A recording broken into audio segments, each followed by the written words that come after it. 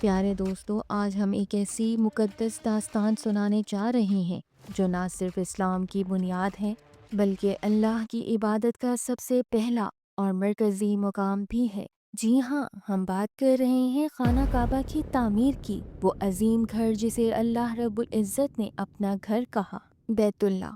جب اللہ تعالیٰ نے حضرت ابراہیم علیہ السلام کو حکم دیا کہ وہ اپنی زوجہ حضرت ہاجرہ اور شیرخوار بیٹے حضرت اسماعیل علیہ السلام کو ایک بے آب و گیا وادی میں چھوڑ آئیں، تو انہوں نے بلا چوں و چرا اللہ کے حکم پر عمل کیا۔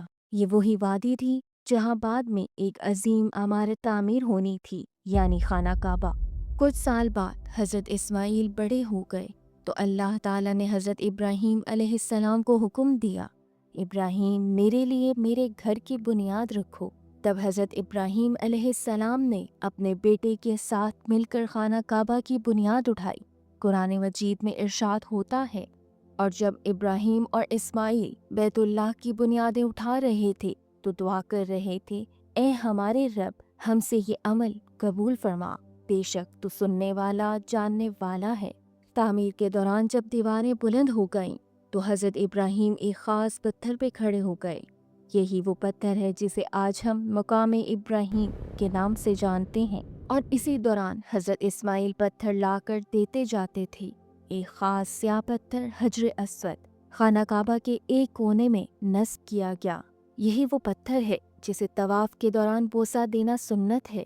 مگر حضرت ابراہیم علیہ السلام یہاں رکے نہیں، انہوں نے رب کائنات سے عظیم دعائیں مانگی، اے ہمارے رب، ہمیں اپنا فرمانبردار بنا اور ہماری نسل میں سے ایک امت کو بھی اپنا فرمانبردار بنا۔